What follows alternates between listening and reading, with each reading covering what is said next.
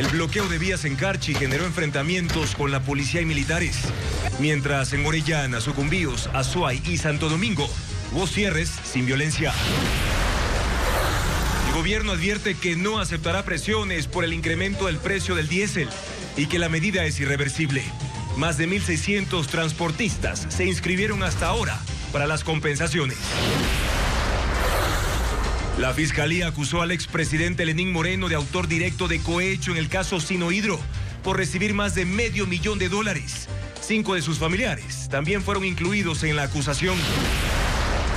En la segunda entrega de la serie Nuevas Drogas, Veneno Más Letal, Televistazo revela que en las dosis de H se oculta fentanilo, cocaína y otras sustancias. Lo confirma la Escuela Politécnica del Litoral.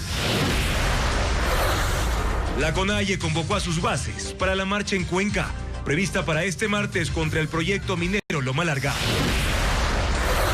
Donald Trump autorizó un nuevo ataque de las fuerzas militares estadounidenses en el Caribe.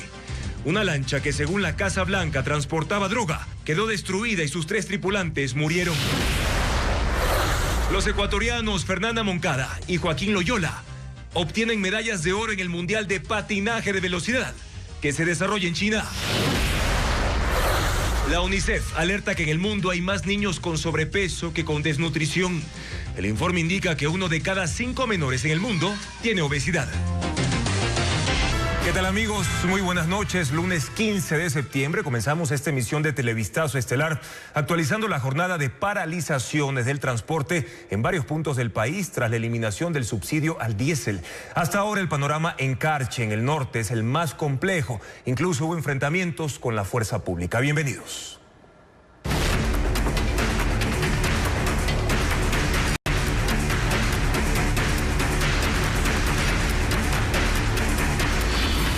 Diésel, gremios divididos. En Carchi, 3 cierres mantienen incomunicada la provincia con el resto del país. Transportistas de carga pesada bloquean el paso con sus vehículos, llantas y piedras en un intento por habilitar la vía panamericana en la parroquia Julio Andrade del cantón Tulcán. Policías y militares usaron gas lacrimógeno en medio de piedras que eran lanzadas por los manifestantes. Veamos.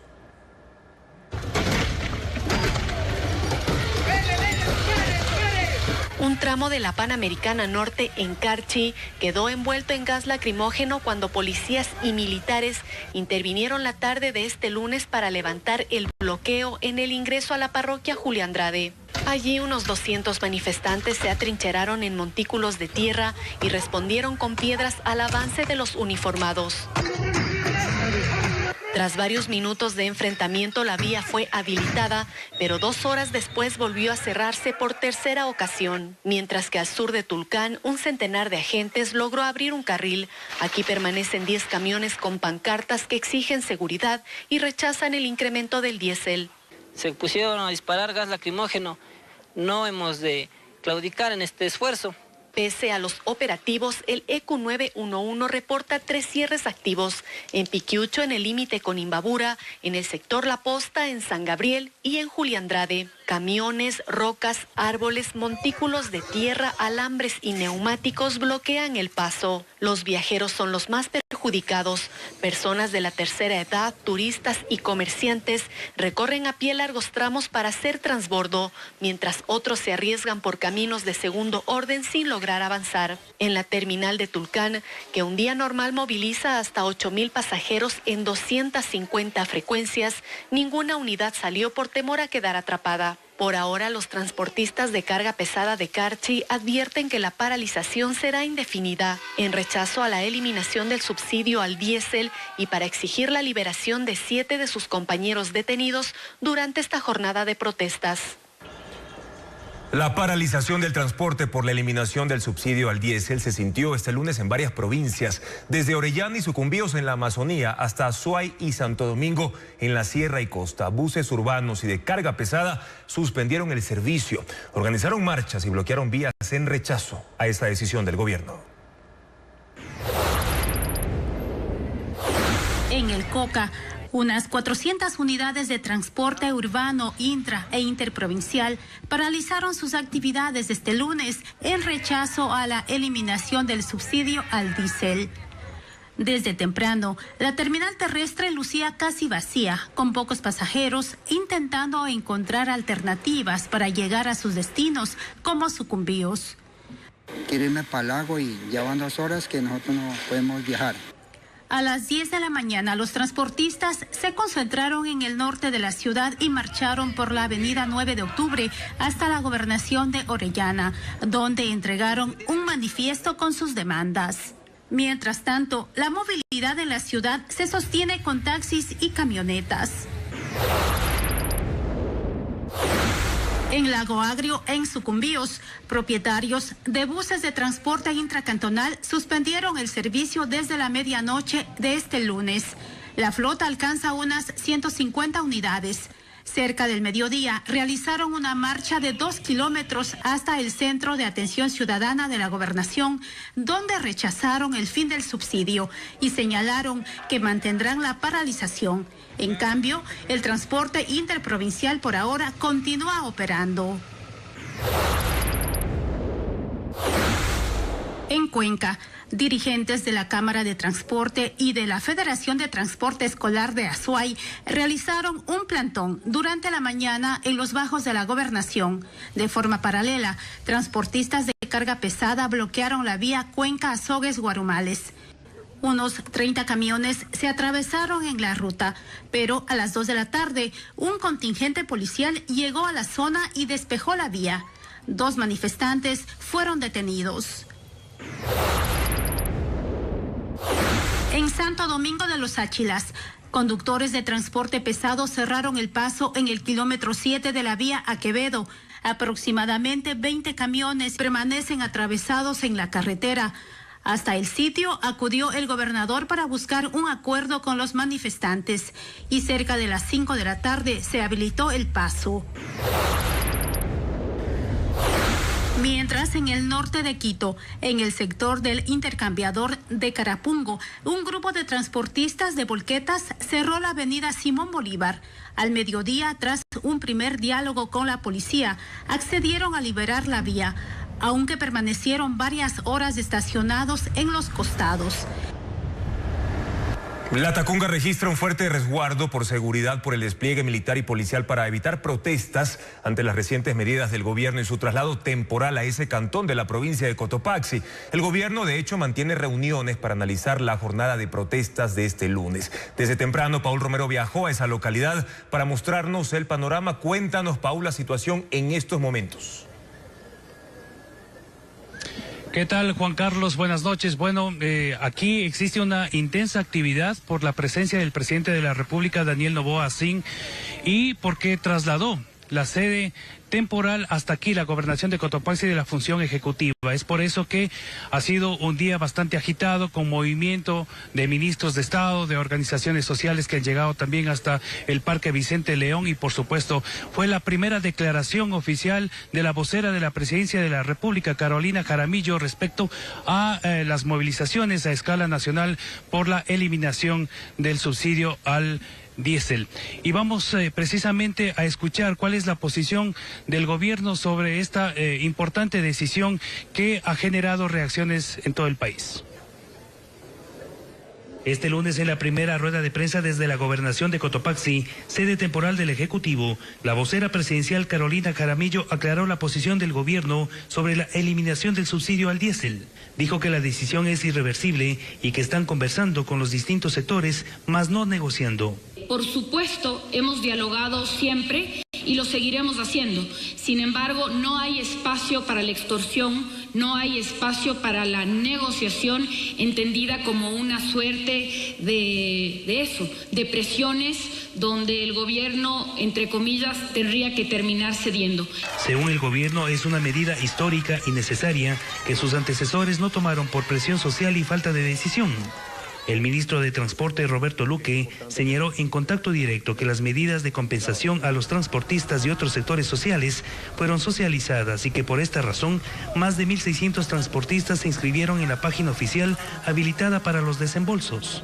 nos reunimos con muchos de ellos, igual el diálogo está abierto, cualquiera de ellos le va a poder decir que estoy a una llamada de que me puedan contactar, escuchar sus preocupaciones, ponerlas en blanco y negro y empezar a trabajar en ellas en las que sean posibles.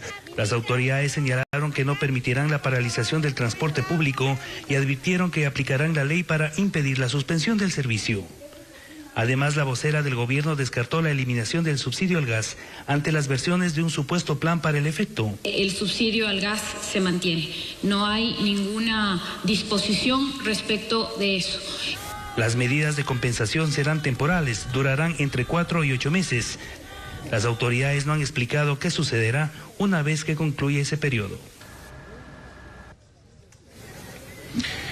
Esa fue la última versión del Ejecutivo. Después de la declaración de la vocera presidencial Carolina Jaramillo, ningún funcionario ha dado declaraciones. Prácticamente son reuniones reservadas las que mantiene el presidente de la República a esta hora con su gabinete ministerial. Y por la presencia del mandatario, la ciudad de La Tacunga fue militarizada. El acceso es casi imposible hasta este lugar. Desde luego las personas pueden transitar por otras calles de la gobernación y la custodia militar y policial es importante. Más de 1.300 uniformados se han desplazado para la seguridad. Veamos el siguiente video. La Tacunga, la sede temporal de la función ejecutiva, amaneció militarizada este lunes. La seguridad de las instalaciones de la gobernación de Cotopaxi, en donde despachan las autoridades del gobierno central, fue rigurosa. Patrullas de militares custodiaron las instalaciones con fusiles y cerraron el paso de vehículos una cuadra a la redonda del Parque Central Vicente León. En cada esquina de la gobernación se colocaron tanquetas blindadas del ejército para disuadir eventuales manifestaciones. Las secretarías de la Administración Jurídica de Comunicación que funcionan en Carondelet se trasladaron temporalmente a la gobernación de Cotopaxi. El presidente Daniel Noboa llegó a las 10:25 y mantuvo todo el día una agenda reservada con el gabinete ministerial, el presidente de la Asamblea Nils Holsen y otras autoridades de Estado. Los ministros subsecretarios trabajarán en territorio para supervisar el programa de redistribución de recursos e incentivos sociales tras la eliminación del subsidio al diésel, según la vocera del gobierno Carolina Jaramillo. Por esta razón, desde este lunes, la vicepresidenta María José Pinto despachó desde Otavalo, provincia de Imbabura, cantón que también fue militarizado por seguridad. Nosotros estamos esperando a ver si es que el gobierno nacional anuncia alguna decisión importante después de las reuniones que ha sostenido el presidente de la República durante todo el día de manera reservada. Hace 30 minutos aproximadamente llegó el ministro de Defensa Giancarlo Lofredo, también el ministro del Interior John Reinberg, entre otras autoridades, para analizar lo que ha ocurrido con las movilizaciones en las provincias, sobre todo de Carchi, Pichincha y desde luego también aquí en Cotopaxi. Está el informe, Juan Carlos, buenas noches. Gracias, Paul. Vamos a seguir pendientes del panorama en La Tacunga, que es ahora la sede temporal del Ejecutivo. Y durante la mañana se registró una baja cantidad de transportistas en los 26 puntos físicos habilitados para inscribirse a la compensación económica que recibirán tras la eliminación del subsidio al diésel. 1.665 personas se han inscrito hasta el momento vía internet, aunque algunos han tenido problemas por la saturación de usuarios. Informa Luis Alfredo Zúñiga.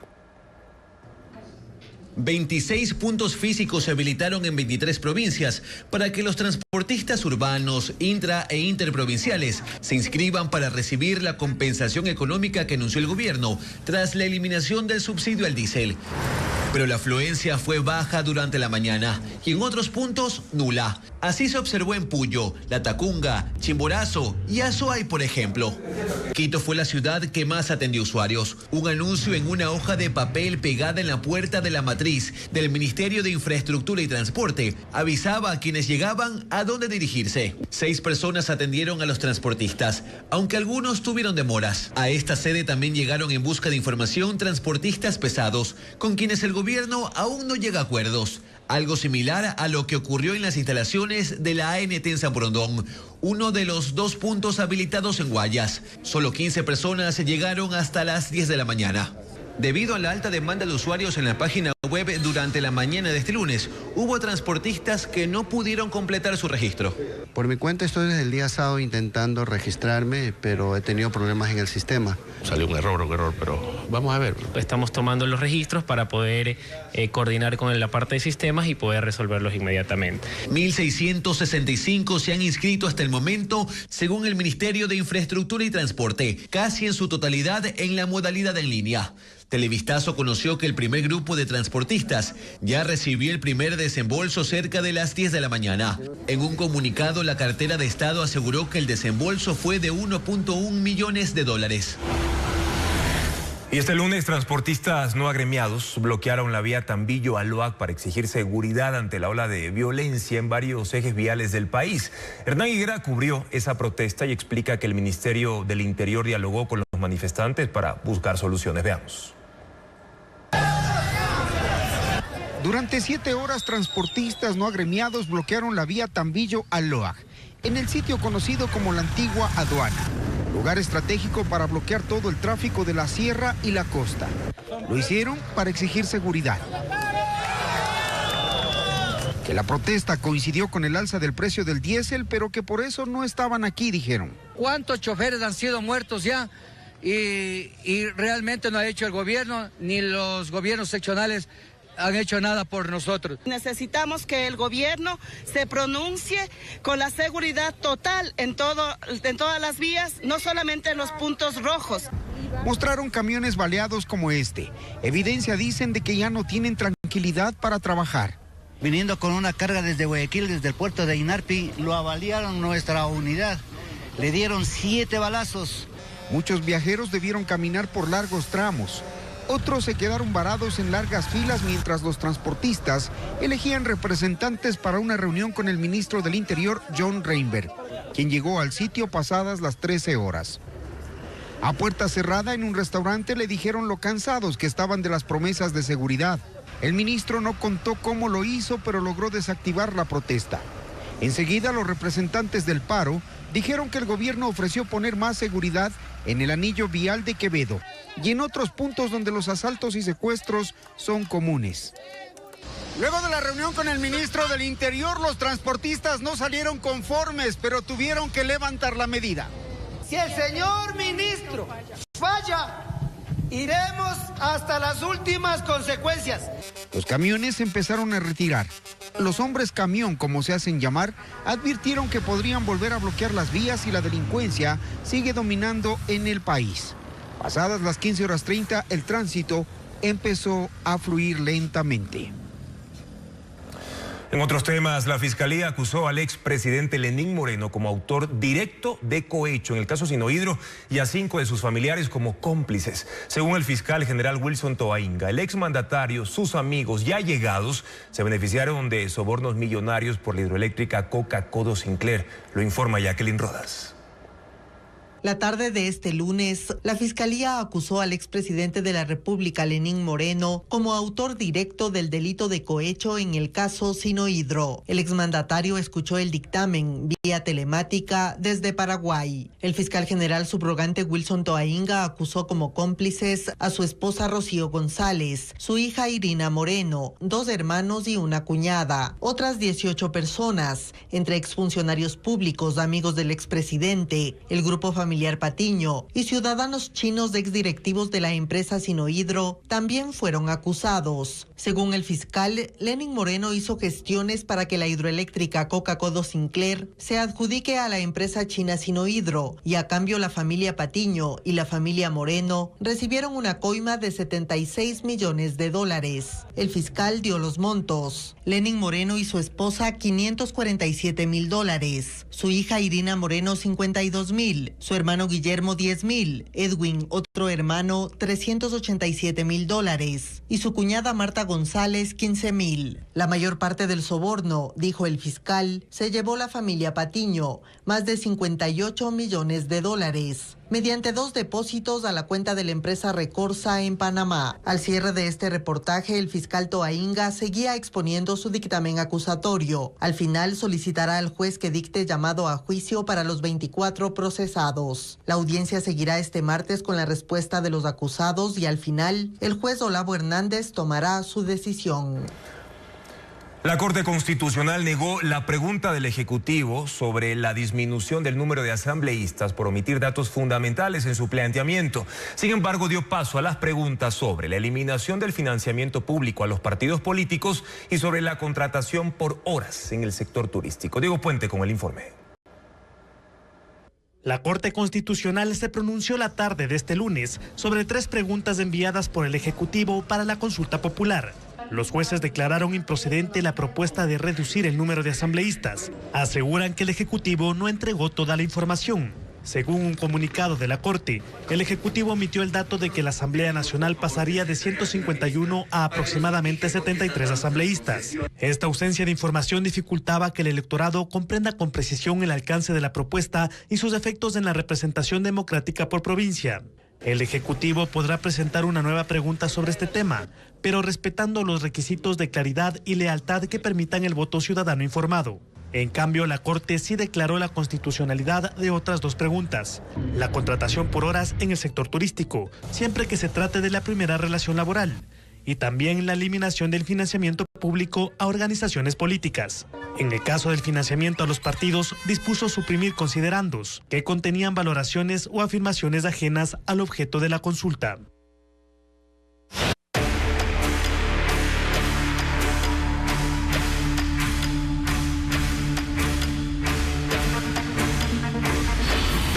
Loma Larga, un proyecto fallido. La Confederación de Nacionalidades Indígenas del Ecuador, la CONAIE, se suma a la marcha por el agua en Cuenca prevista para este martes en rechazo al proyecto minero Loma Larga. Mientras tanto, el gobierno, por su parte, acusa al alcalde de la ciudad, uno de los promotores de la movilización, de incumplir una sentencia ambiental. En Cuenca, la marcha por el agua contra el proyecto minero Loma Larga se mantiene y suma voluntades. Este lunes, la CONAIE anunció que participará en la concentración y convocó a sus bases. En un comunicado, la Confederación de Nacionalidades Indígenas del Ecuador dijo que caminarán en defensa de sus territorios, como el caso de Quimsacocha, donde se encuentra el proyecto. Es apenas el inicio porque advierten que se convocará a un consejo ampliado para tomar decisiones colectivas sobre las medidas de hecho que el movimiento indígena y social asumirá, también frente al ajuste económico y la eliminación del subsidio al diésel. La gran marcha por el agua en Cuenca está liderada por organizaciones indígenas, miembros de la sociedad civil y autoridades, entre ellas el alcalde de la ciudad, Cristian Zamora, que este lunes dijo en contacto directo que lo que buscan es revertir la licencia ambiental a favor de la minera Dundee Precious Metals por una serie de irregularidades en las delimitaciones del predio del proyecto Loma Larga. Los linderos no coinciden con los accidentes geográficos porque hemos levantado la información con drones de última tecnología y resuelto reversar el catastro total del predio de la minera para que sea la justicia la que diga precisamente quién es y en dónde están esos terrenos y que se puedan resolver. La vocera de gobierno cuestionó la participación del alcalde en la marcha por el agua. Dijo que ha incumplido con una sentencia ambiental. Hace poco un tribunal le ordenó a la alcaldía de Cuenca una reparación integral para cuidar la biodiversidad y el agua en esa ciudad. No ha cumplido. Entonces, ¿con qué calidad política y moral, me atrevería a decir yo, hoy es una de las principales voces que está llamando a los cuencanos a marchar por el agua? La marcha por el agua iniciará a las 9 horas de este martes en el sector San Roque y recorrerá las calles centrales de Cuenca. El Comité Nacional de Salud guarda silencio sobre los avances en el proceso de centralización de medicamentos e insumos. A la par, la Asociación Ecuatoriana de Distribuidores e Importadores de Productos Médicos alerta sobre un posible colapso por la escasez de fármacos y suministros vitales en los hospitales públicos. Carla Delgado, con más detalles de lo que ocurre. El Comité Nacional de Salud Pública, creado por el gobierno para atender los problemas de desabastecimiento en los hospitales, permanece en silencio desde el pasado viernes, cuando se comprometió a emitir un pronunciamiento tras el anuncio del presidente Daniel Noboa sobre la declaración de emergencia para la compra de medicinas en los próximos días. Hasta el momento, tampoco se conocen más avances en la adquisición masiva y centralizada de medicamentos e insumos, para la cual el comité había previsto utilizar $60 millones que las administraciones hospitalarias no habían ejecutado. Mientras tanto, el stock de medicamentos e insumos en las casas de salud se encuentra en niveles críticos según denuncian médicos del país. Además, los procesos de compra están detenidos. Un documento al que tuvo acceso Televistazo revela que el director general del IES prohibió el inicio de nuevos procesos de adquisición de medicamentos e insumos mientras el comité resuelve la compra masiva. La Asociación Ecuatoriana de Distribuidores e Importadores de Productos Médicos, ACEDIM, advierte sobre un posible colapso del sistema de salud debido a la falta de planificación del gobierno.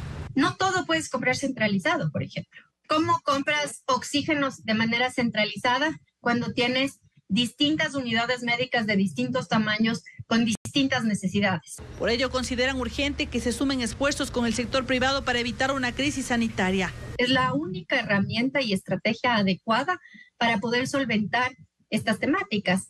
Y adicional, necesitas tener una idea de cómo es el proceso para... La presidenta de ACEDIM señaló que, dadas las condiciones actuales, es complejo que el gobierno cumpla con su promesa de abastecer los hospitales en 7 semanas. Hasta ahora han pasado 3 y no hay claridad sobre una solución concreta. Y médicos de hospitales públicos y del IES temen ser denunciados tras la implementación de un plan gubernamental que prohíbe solicitar insumos médicos a los pacientes. Señalan que ante la falta de productos en bodega, esa es la única alternativa disponible. Incluso existe riesgo de la atención en cirugía. Diego Puente presenta un informe.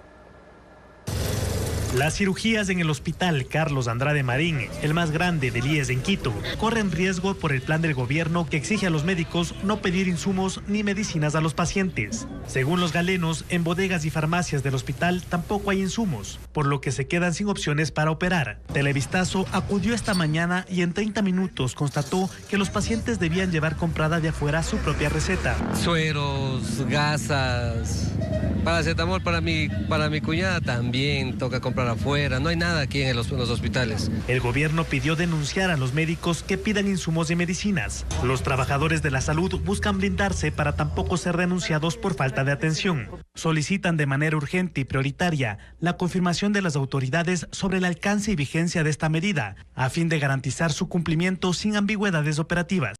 18 jefes de distintas áreas médicas fueron llamados a una reunión con la gerente del hospital. Expondrán 7 puntos, entre ellos la posibilidad de que hayan cirugías electivas, es decir, en caso de existir requerimientos que no se dispongan en el hospital, se procederá con la suspensión, registrando los motivos en un parte. Sobre las cirugías de emergencia, los médicos de este hospital de tercer nivel, al que llegan casos graves, plantean que las unidades médicas pasen un parte y en caso de existir requerimientos que no se dispongan, que se inicie el trámite de derivación y que solo se opere en casos de riesgo vital con recursos limitados que se tengan. Televistazo se contactó con médicos de los hospitales de Eugenio Espejo y Enrique Garcés de Quito, ambos pertenecientes al Ministerio de Salud. Ellos indicaron que también temen pedir medicinas a los pacientes y que evalúan reprogramar cirugías para evitar ser denunciados.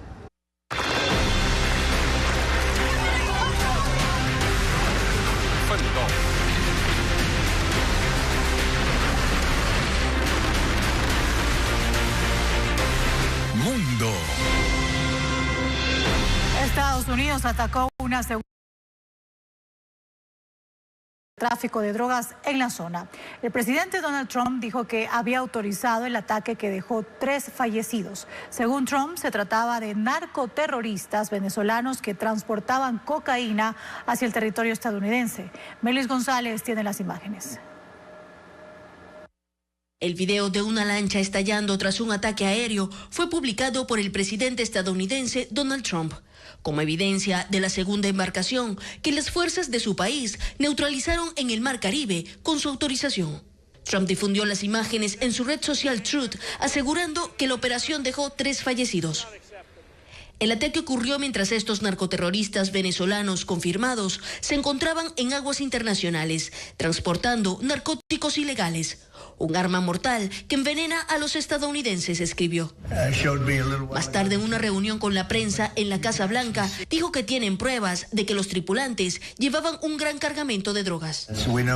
Sabemos a qué hora salieron, cuándo zarparon y qué tenían. Trump dijo además que casi no ha encontrado barcos transportando drogas en la zona, lo que significa que están movilizándola por tierra y que ahí también los detendrán. Para el gobierno de Nicolás Maduro, la presencia de la flota estadounidense cerca de sus costas es una amenaza.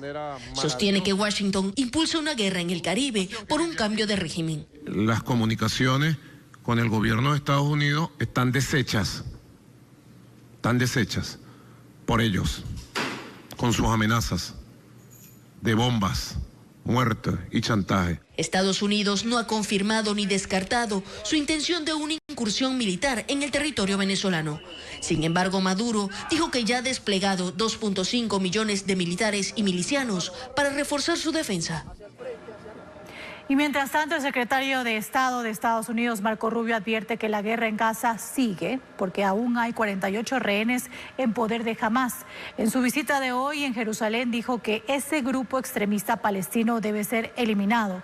Las condiciones para negociar un alto al fuego se complican luego del bombardeo a una sede del grupo Hamás en Qatar, hecho calificado por el emir catarí como flagrante, traicionero y cobarde.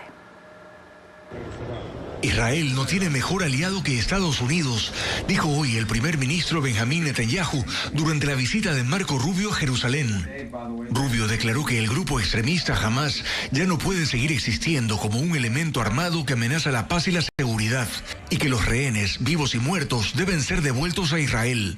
Marco Rubio confía en que Qatar seguirá desarrollando un papel constructivo en el camino de una solución a una guerra de casi ya 2 años que deja más de 60.000 muertos en suelo palestino.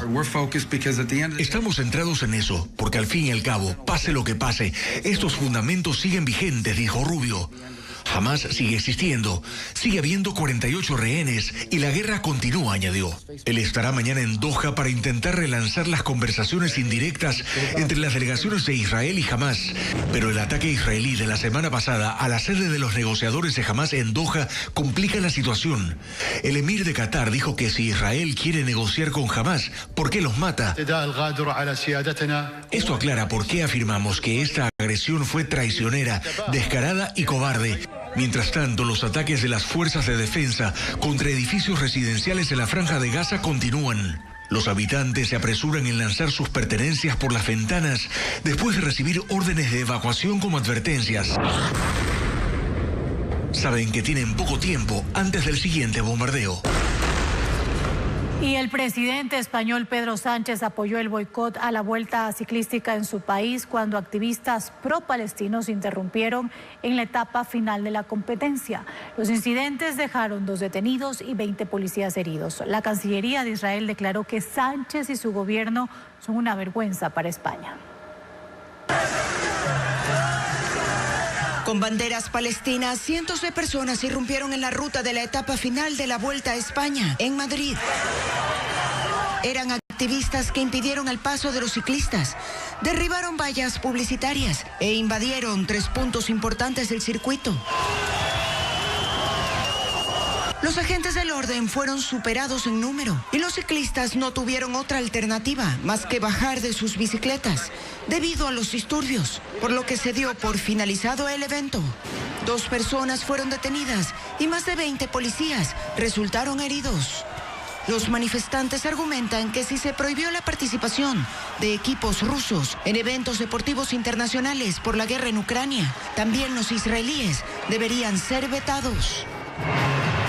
Momentos antes, el presidente de España, Pedro Sánchez, celebraba las manifestaciones pro-palestinas. Nuestra admiración a un pueblo como el español que se moviliza por causas justas, como la de Palestina.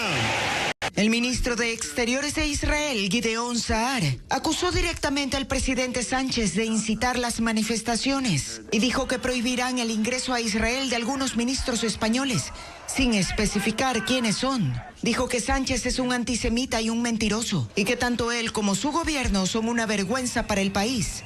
Estos incidentes amenazan con ocasionar un rompimiento de relaciones entre España e Israel.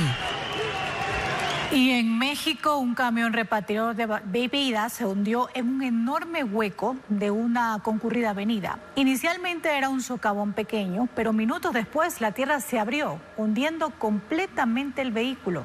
Según las autoridades, tenía una profundidad de 8 metros. Equipos de bomberos acudieron al lugar y sacaron el camión con ayuda de una grúa industrial. No se reportaron heridos por el accidente. Y sin dar fecha exacta, el presidente de Estados Unidos, Donald Trump, anunció que la próxima ciudad donde se desplegará la Guardia Nacional para combatir al crimen será Memphis, en el sureño estado de Tennessee. Cifras del FBI indican que la ciudad tiene una altísima tasa de asesinatos, aunque la policía local asegura que no es así. La secretaria de Seguridad Nacional, Kristi Noem, dice que sacarán de las calles a los delincuentes y harán de Memphis una ciudad segura. La Alianza Informativa Latinoamericana, organización de canales de televisión de 22 países a la que pertenece Coavisa, suscribió un acuerdo con la Unión de Medios Asia-Pacífico para ampliar el alcance del intercambio de noticias con esa región del mundo. La firma se dio con ocasión de la asamblea número 62 de dicha asociación, celebrada en Ulan Bator, capital de Mongolia. Este organismo cubre una zona geográfica que va desde Turquía hasta Samoa y desde Rusia hasta Nueva Zelanda, abarcando una audiencia de 3.000 millones de personas. Con este acuerdo, los canales miembros de AIL tendrán acceso a 226 canales de 66 países de Asia y Oceanía y a infinidad de contenidos informativos y culturales.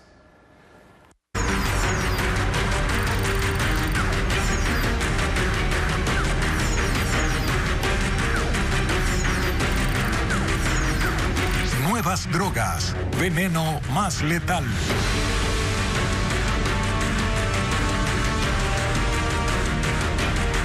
Ante la falta de información de cómo está compuesta la droga H que se comercializa allá en Ecuador, Televistazo pidió apoyo a la academia para poder descubrirlo. En coordinación con la Escuela Politécnica del Litoral se llevó a cabo un estudio de 5 dosis de esta mezcla y también de la llamada TUSI que circula actualmente. Se concluye que en esas muestras, desde el año 2020 hasta la actualidad, la H tiene fentanilo y cocaína. Bessie Granja con la segunda entrega de este informe especial.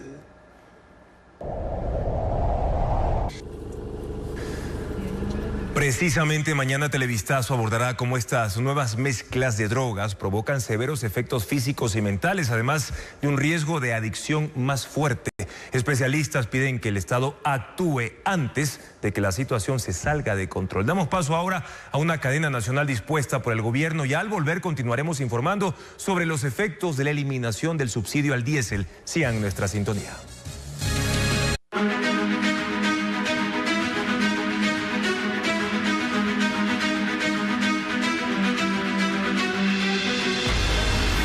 Diésel, el adiós al subsidio.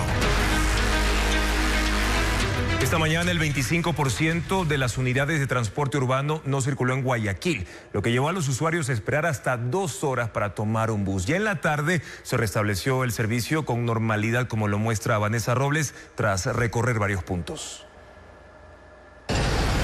En la entrada de la 8 al noroeste de Guayaquil, la mañana de este lunes hubo más aglomeración de personas esperando el bus que la habitual. Los usuarios notaron que faltaban unidades en las calles. Tengo 2 horas, varón, aquí esperando la 75 y solo ha pasado una sola. 2 vueltas y me voy a la casa. No puedo más. Algunos caminaron desde Montesinaí, Sergio Toral, Sociovivienda y el sector de Las Gañas hasta la vía principal ante el retraso de las unidades. Otros aprovecharon el servicio de furgonetas que por $1 los trasladaban hasta la terminal terrestre. En el sector de la Marta de Roldós, los usuarios también reportaban prolongados lapsos de espera, al igual que en el centro, en Tungurahua y 9 de octubre. Ya tengo como 35 minutos esperando. Y en el sur, en la parada del Hospital Teodoro Maldonado Carbo, era igual. En Guayaquil hay 2.300 unidades de transporte en 55 cooperativas distribuidas en FETUC, UPROCOTUP e Independientes. Según Cristian Sarmiento, dirigente de FETUC, y Carlos Peralta, presidente de UPROCOTUP, se estima que el 25% de buses no circuló este lunes en Guayaquil. La alternativa para los dirigentes es ahorrar recursos. Por eso 400 buses de la Unión de Transportes Provinciales Urbanos del Guayas han decidido reducir el número de vueltas y trabajar en horarios específicos. A diferencia de la mañana, pasadas las 5 de la tarde, hubo más afluencia de buses que se movilizaban en medio del tráfico a lo largo de la calle Rumichaca, entre 10 de agosto hasta 9 de octubre. Pensaba que no iba a haber, pero sí ha habido. Según Ricardo Onofre, presidente provisional de la FETUC, en el transcurso de la jornada se incorporaron todas las unidades a sus rutas habituales, a la espera de las próximas mesas de trabajo. Y tras la eliminación del subsidio al diésel, algunos sectores advierten que productos de la canasta básica podrían encarecerse. Sin embargo, analistas económicos mencionan que el efecto directo en los precios es mínimo. Precisan que el combustible representa solo una parte de los costos de producción y transporte. El fin del subsidio al diésel ha desatado reacciones que aseguran que la medida encarecerá la canasta básica. Pero, ¿qué tan real es ese argumento? Televistazo consultó a transportistas lo que ha significado el alza de este combustible. En el transporte de carga pesada, por ejemplo, un camión mediano que cubre la ruta Riobamba-Guayaquil-Manta llenaba antes su tanque con $150. Ahora, sin el subsidio, paga $233, es decir, $83 más. Si este vehículo transporta en promedio 250 quintales de papa, equivalente a 25.000 libras, el incremento, dividido entre toda esa carga, significa apenas $0,003 por libra, es decir, una fracción de centavo. Para Gerardo Verdecia, director de investigaciones del Instituto Ecuatoriano de Economía Política, los discursos que hablan de un encarecimiento en la canasta básica carecen de sustento. Por ejemplo, ¿qué se suele decir? Que si se elimina el subsidio al diésel, la canasta básica podría subir en un 80% o incluso duplicarse en 100% o más.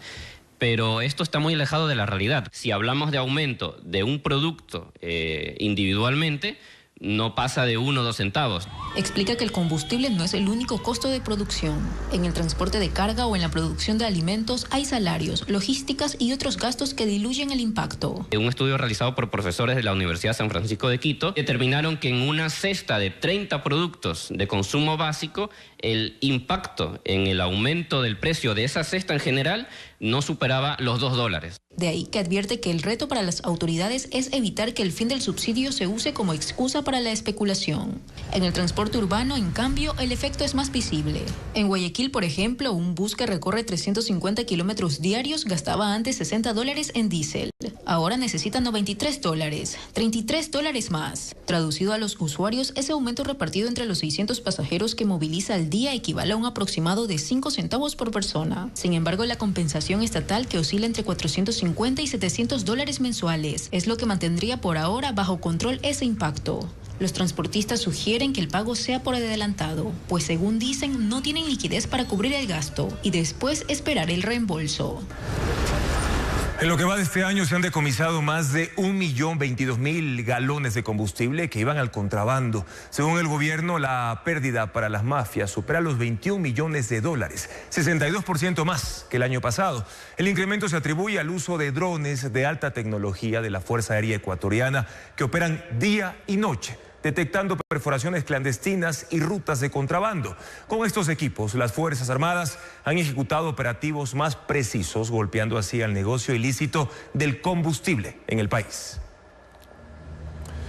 La versión del ex policía, quien asegura haber colaborado con José Serrano, revela que el ex ministro estuvo detrás de la entrega del control de las cárceles a los choneros y tenía conocimiento del presunto cobro de sobornos relacionados con la minería ilegal en Ponce Enríquez. Fabiola Santana con más detalles.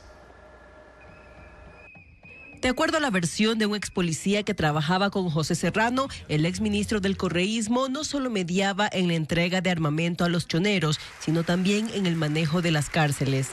Gestión que se realizó en ese tiempo con la ministra de Justicia, la doctora Lady Zúñiga. Una vez el señor ministro José Serrano hizo mover a alias JL desde la cárcel de Guayaquil hasta la cárcel de Turi en helicópteros de la policía. La misión de control de estos grupos era que solo debe existir un grupo predominante para que la paz se mantenga, y esto era los choneros. José Serrano era una persona muy inteligente, centró ese poder delictivo a los choneros.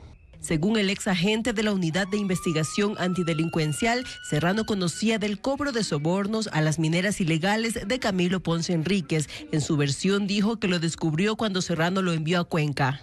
En ese mismo año, 2019, yo descubrí actos de corrupción por parte del coronel de la policía Mario Castro, jefe de la subzona, y del señor general Fausto Olivo, jefe de la zona en donde varios dueños, propietarios de minas, plantas de tratamiento de oro, entregaban cantidades de dinero al mando policial para seguir con su normal funcionamiento. De estos actos de corrupción yo le di a conocer al señor coronel de la policía, Richard Dávila, a lo cual el coronel me manifestó que todas las autoridades policiales de la provincia se encontraban ahí por disposición directa del señor José Serrano.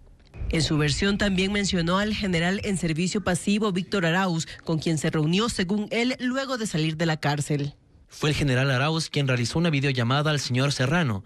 Lo saludé al señor Serrano y fue el mismo señor Serrano quien le autorizó al señor Arauz que me proporcione un código de comunicación instantánea denominado Trima.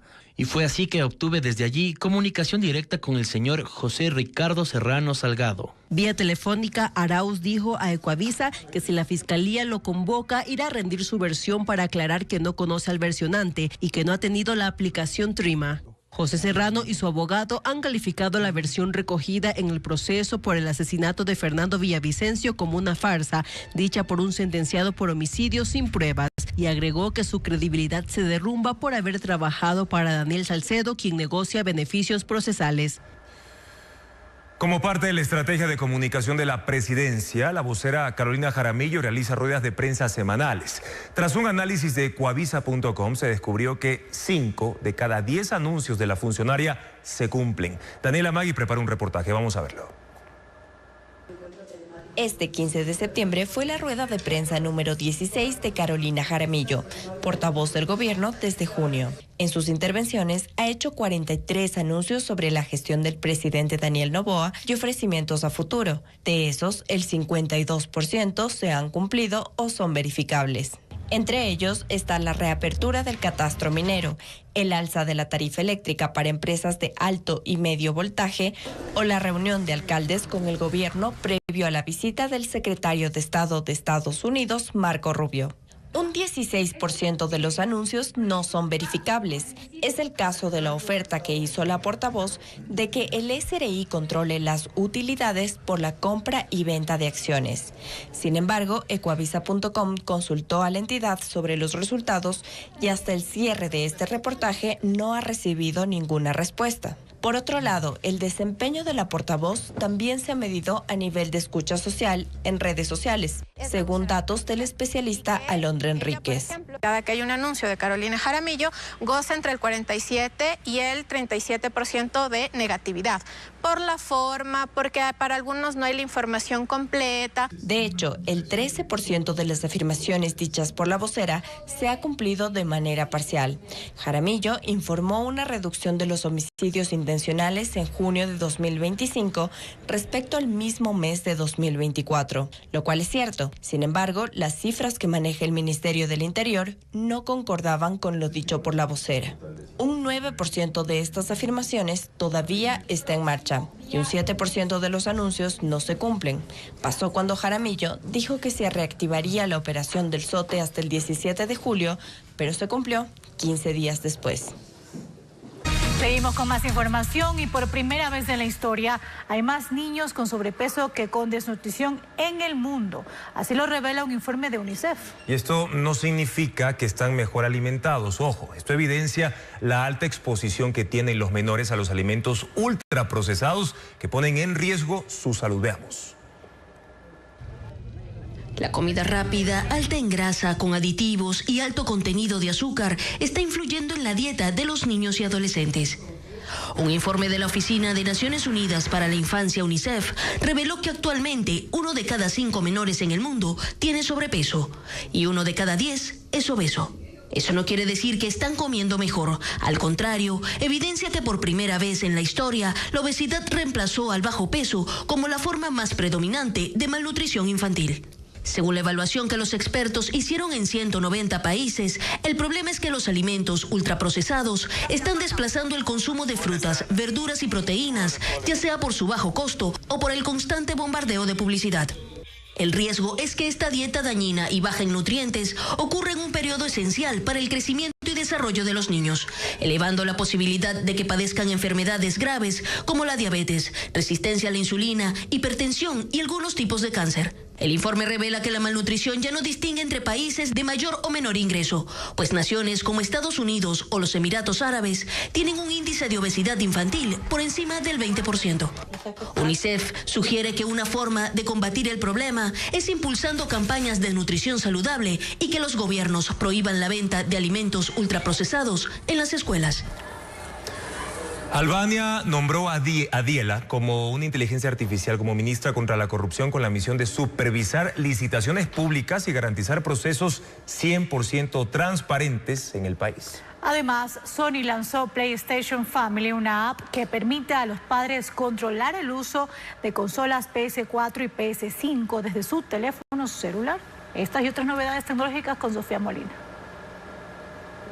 Albania nombra ministra a Diela, funcionaria creada con inteligencia artificial para combatir la corrupción. La asistente digital se encargará de las decisiones sobre licitaciones públicas para garantizar la transparencia en los procesos. El primer ministro albanés, Edi Rama, afirmó que ya no será tarea de los ministerios la decisión sobre concursos públicos, pues la IA se encargará de ello de manera paulatina. Inicialmente, Diela asesoraba a los ciudadanos sobre servicios públicos en línea. Ahora forma parte del gabinete ministerial.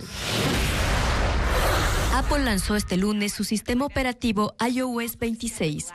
La nueva versión se destaca por su rediseño basado en Liquid Glass, que incluye transparencias, efectos de cristal en iconos, entre otros.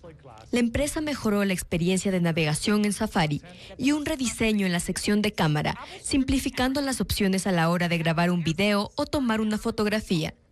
Despliega además un menú flotante que permite acceder a ajustes de manera más sencilla.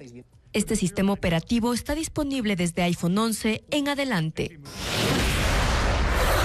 Sony lanza PlayStation Family, una app que facilita el control parental en el uso de consolas de videojuego PS4 y PS5 a través de un celular. También se pueden establecer restricciones en acceso a juegos, obtener notificaciones cuando un niño o adolescente empieza a jugar. Además, limita los gastos mensuales en PlayStation Store, donde se adquieren los juegos. La edición 77 de los premios Emmy celebró a lo mejor de la televisión estadounidense en Los Ángeles, Estados Unidos. Así es, y la comedia de estudio fue la gran ganadora con 13 premios. Veamos los detalles de la gala. Los premios Emmy celebraron este domingo su edición 77 en Los Ángeles, California, reconociendo a lo mejor de la programación de la televisión estadounidense de la temporada 2024-2025.